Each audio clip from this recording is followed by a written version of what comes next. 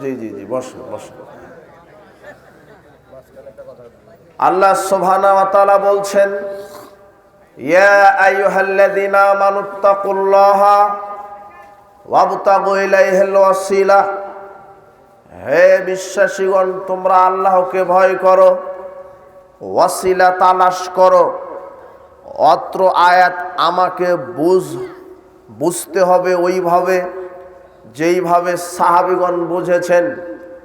এই আয়াত যদি আমি নিজের মতো করে বুঝতে চাই তাহলে আমি ভ্রান্ত হয়ে যাব। কোরআন হাদিস নাজিল হয়েছে সাহাবাদের যুগে, কোরআন হাদিস সঠিকভাবে বুঝেছেন সাহাবীগণ। কিন্তু বর্তমানে আমরা সাহাবাদের বুঝ না নিয়ে নিজের মতো করে কোরআন হাদিস বুঝতে গিয়ে কেউ বা হয়ে যাচ্ছি বেদাতি, কেউ বা হয়ে যাচ্ছে মুশরিক, কেউ বা হয়ে যাচ্ছে মুরতাদ, কেউ বা হয়ে যাচ্ছে কাফের। অথচ কোরআন হাদিস বুঝতে হবে সাহাবীদের মতো করে। রাসূল সাল্লাল্লাহু আলাইহি ওয়াসাল্লাম বলছেন, খয়রু কারণে শ্রেষ্ঠ যুগ আমার যুগ, সাহাবীদের যুগ। সুম্মাল্লাযিনা ইয়ালুনাহুম, এরপরে তাবিঈদের যুগ। সুম্মাল্লাযিনা ইয়ালুনাহুম, এরপরে তাবিঈনদের যুগ, সালাফগণের যুগ।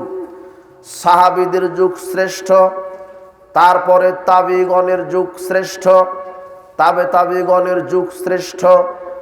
সোনালী যুগ, স্বর্ণ যুগ বলা হয় যাকে। তারা যেইভাবে শরীয়ত বুঝেছে, যেভাবে হাদিস বুঝেছে, ওইভাবে আমাদেরকে হাদিস বুঝতে হবে। নিজের মতো করে কোরআনের আয়াত হাদিস বোঝার কোনো অবকাশ নাই, কোনো সুযোগ নাই। যারাই কোরআন হাদিস নিজের মতো করে বুঝতে গেছে তারা ভ্রান্ত হয়ে গেছে। কেউ হয়ে গেছে কাফের, কেউ হয়ে গেছে মুরতাদ, কেউ হয়ে গেছে মুশরিক, কেউ হয়ে গেছে পথভ্রষ্ট। আমাদেরকে বুঝতে হবে সাহাবাদের বুঝ অনুযায়ী আমাদের বুঝ হতে হবে। কিভাবে মানুষ মুশরিক হয়ে গেছে দেখেন। কোরআনের আয়াতকে নিজের মতো করে বুঝতে গিয়ে মানুষ মুশরিক হয়ে গেছে কিভাবে দেখেন। আল্লাহ সুবহানাহু ওয়া তাআলা বলছেন, আমাকে ভয় করো, ওয়াবতাগু ইলাইহিল ওয়াসিলা, ওয়াসিলা তালাশ করো। এই ওয়াসিলা তালাশ করতে গিয়ে মানুষ নিজের মতো করে বুঝতে গিয়ে মানুষ জাতিকে বলে দিচ্ছে ওয়াসিলা মানে পীর ধরতে হবে। ওয়াসিলা মানে কি ধরতে হবে? পীর।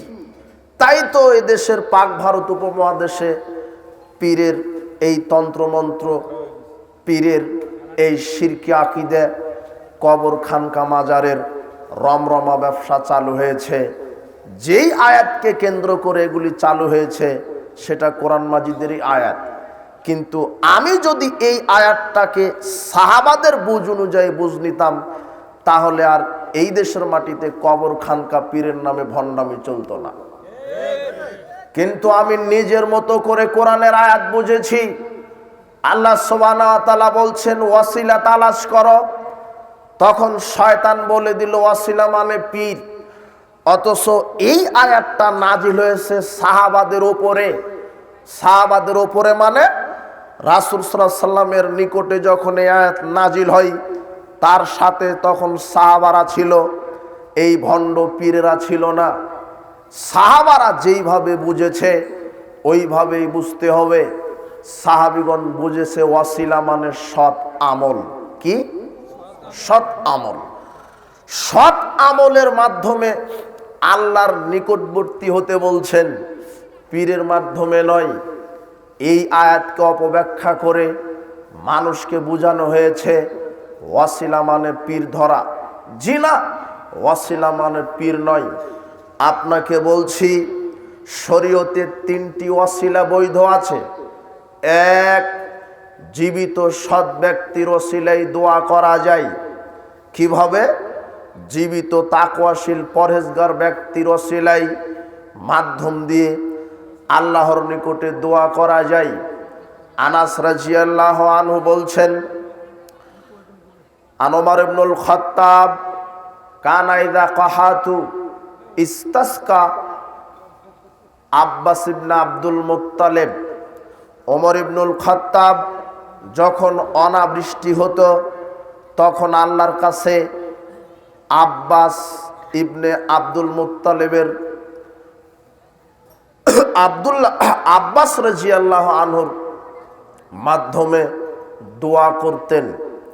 আব্বাস রাদিয়াল্লাহু আনহু ভালো মানুষ ছিল, তার ওসিলা দিয়ে দোয়া করতেন।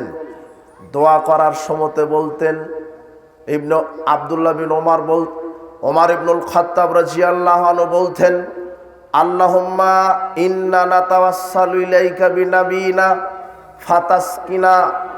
আল্লাহ, আপনার নিকটে আমরা পানি প্রার্থনা করতাম, নবীর মাধ্যমে আপনি আমাদেরকে পানি দিতেন। ওয়া ইন্না নাতাওয়াসসালু ইলাইকা বিআম্মি নাবিনা, আর আজকে আমি ওমর আপনার নিকটে পানি প্রার্থনা করছি নবীর চাচার মাধ্যমে, আব্বাস রাদিয়াল্লাহু আনহুর মাধ্যমে। রাবি বলতেন তখন পানি দেওয়া হতো। কেন? আব্বাস রাদিয়াল্লাহু আনহু তখন জীবিত ছিল, তখন ওই এলাকায় আব্বাস রাদিয়াল্লাহু আনহুর মতো পরেশগার সৎ ব্যক্তি ছিল না। তার মাধ্যমে ওমর রাদিয়াল্লাহু আনহু পানি প্রার্থনা করলেন। কোন সাহাবী নবীর কবরে যাননি।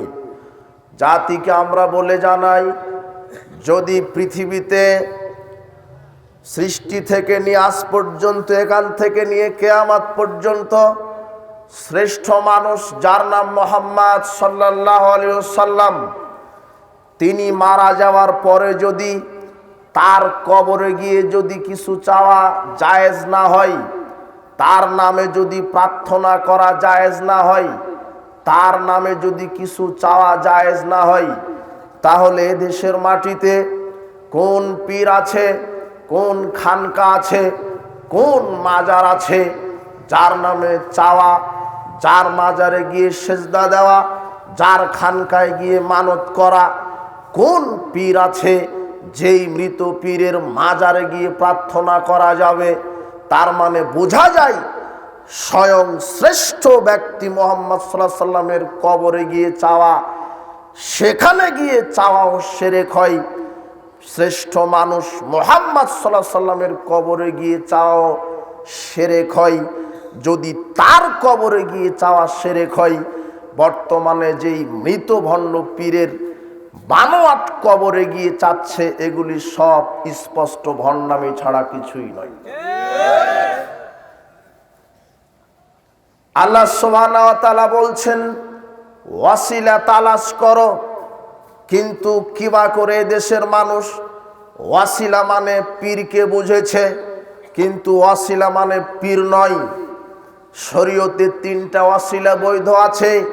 তার এক, সৎ ব্যক্তি যদি সে জীবিত থাকে তার উসিলাই দোয়া করেন। ওমর রাদিয়াল্লাহু আনহু আব্বাস রাদিয়াল্লাহু আনহুর মাধ্যমে আল্লাহর নিকটে দোয়া করেছে, আল্লাহ, অমুক ব্যক্তিটি সৎ, তার ওসিলায় আমাদেরকে আপনি বৃষ্টি দেন। জীবিত মানুষের ওসিলাই দোয়া করা যায়, কিন্তু মৃত মানুষের ওসিলাই, মৃত মানুষের কাছে গিয়ে দোয়া করা যাবে না। স্বয়ং পীরের কাছে গিয়ে চাওয়া তো বহু দূরের কথা, মুহাম্মদ সাল্লাল্লাহু আলাইহি সাল্লামের কবরে গিয়ে চাইলেও শিরক হবে। কাজেই যত খানকা মাজার এই পীরের ব্যবসা চলছে, এগুলি সব ভণ্ডামি, এগুলি শরীয়ত নয়। শরীয়তের নামে মানুষকে কোরআন হাদিস অপব্যাখ্যা করে মানুষকে এরা মুশরিক বানাচ্ছে। মুশরিক বানানোর ডিলারশিপ এক একটা ভণ্ড পীরদের হাতে আছে। এগুলি থেকে আপনি সাবধান থাকবেন। বলছিলাম, কোরআন হাদিস যদি আমি সাহাবাদের মতো করে বুঝি, তাহলে এত ফেরকা হবে না, একটাই ফেরকা থাকবে। যখন আমি নিজের মতো করে বুঝেছি কোরআন সুন্নাহ, তখন আমি দলে দলে বিভক্ত হয়েছি। হতে হতে আমি ইসলাম থেকেই বের হয়ে গেছি, অথচ আমি দাবি করছি আমি সবচাইতে বড় মুসলিম। বলছিলাম, কোরআন মাজিদ থেকেই দলিল দিচ্ছে পীর ধরা ফরজ। সূরা কাহাফের 17 নম্বর সূরা, 18 নম্বর সূরা, 17 নম্বর আয়াত, আল্লাহ সুবহানাহু ওয়া তাআলা বলছেন, মাইয়াহদিল্লাহ ফাহুয়াল মুহতাদ, আল্লাহ যাকে হেদায়েত দেন সেই হেদায়েত পায়।